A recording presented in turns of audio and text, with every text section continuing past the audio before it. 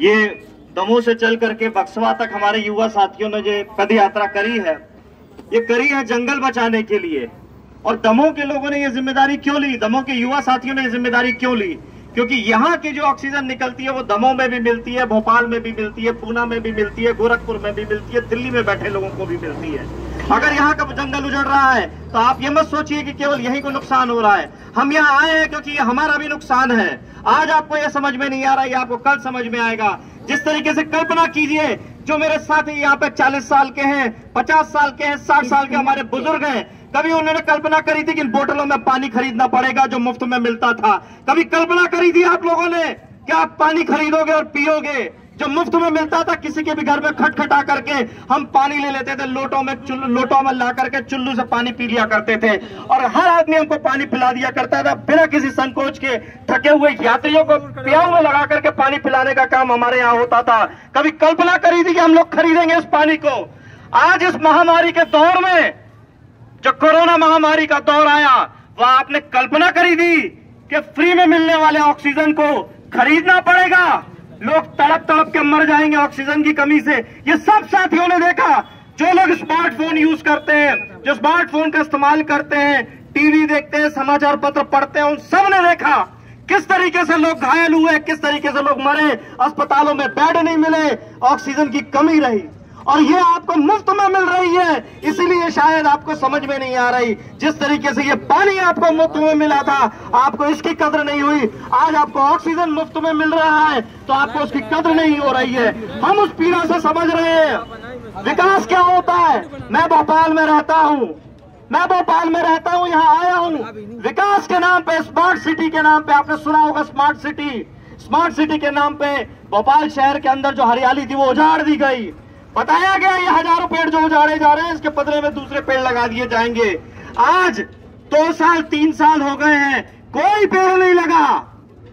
जो बड़े बड़े पेड़ 50 साल के 100 साल के हो गए थे, कोई पेड़ उनकी तुलना में ऑक्सीजन नहीं दे पा रहा, न दे पाएगा। वही होगा जब आपके 2.5 लाख पेड़ उजड़ जाएंगे और खाना पूर्ति के लिए 10 लाख गड्ढे खोद दिए जाएंगे, भ्रष्टाचार की भेंट चढ़ जाएगा। तब क्या आप करेंगे?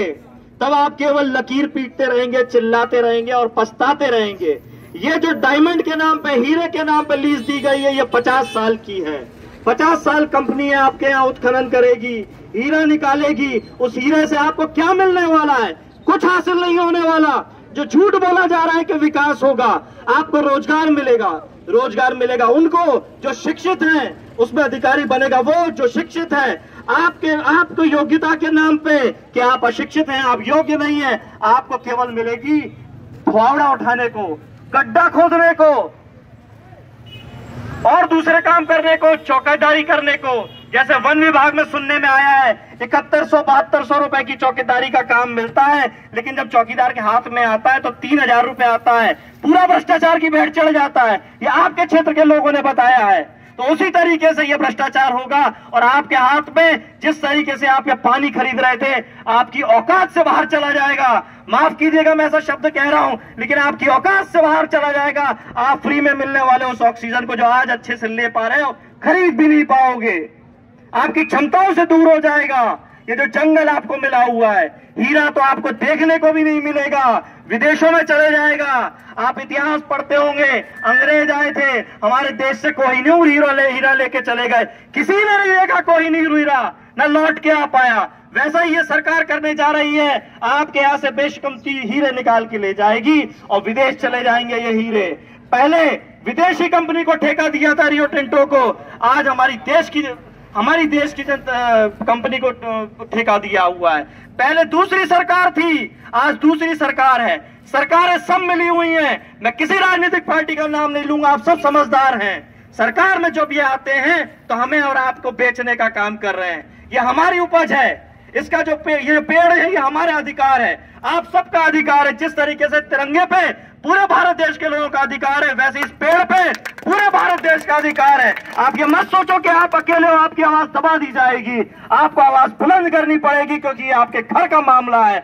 आपके घर के मामले में हम सब लोग साथ में खड़े हैं। हमें दबाया जा रहा है कि लोकल के लोग, बक्सवा के लोग तो चाहते हैं कि यहाँ हीरे का उत्खनन हो। आपको गुमराह किया जा रहा है। आप बता दो, सरकारों की जिम्मेदारी थी आपको शिक्षित करना, सरकार ने काम नहीं किया।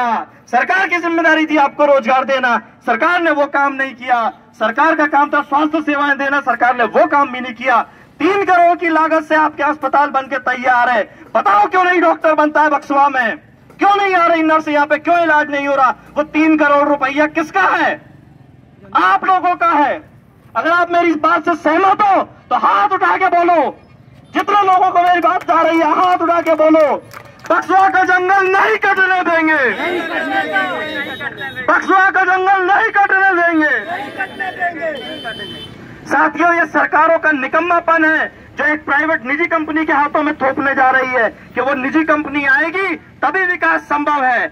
हकीकत में जिम्मेदारी सरकारों की है कि सरकारों को ये काम करना है और हमें सवाल करना है सरकार से कि क्यों निजी कंपनियों के हाथों में हमको बेच रहे हो।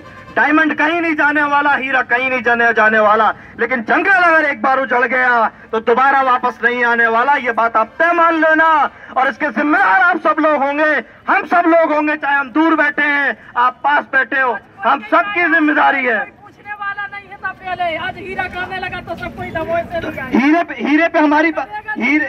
हीरे पे हमारी दावेदारी नहीं है, पर्यावरण पे हमारी दावेदारी। आप सांस के लिए परेशान होंगे, हम भी परेशान होंगे।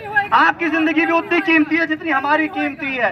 हम उसी बात के लिए हम वही कह रहे हैं, सरकार का नाकारा निकम्मापन है। क्यों 3 करोड़ का अस्पताल नहीं खुल रहा? ये बात आवाज उठाइए आप। ये सरकार की जिम्मेदारी, हम आपके साथ खड़े हुए। हम हीरे के लिए नहीं आए, हम अस्पताल के लिए आए, हम शिक्षा के लिए आए, रोजगार के लिए आए हैं। हमें हीरे से मतलब नहीं है, हमें जंगल से मतलब है। सारे जंगलों की लड़ाई है। हम आपके अस्पताल की भी बात कर रहे हैं, आप उसको समझिए। हम हीरे की बात नहीं कर रहे हैं। आपको मजदूरी क्यों नहीं मिल रही? आप सरकार से सवाल कीजिए। जंगल कटने की मिलेगी, 50 साल के बाद क्या मिलेगा ये सोचिएगा। बहुत बहुत धन्यवाद साथियों।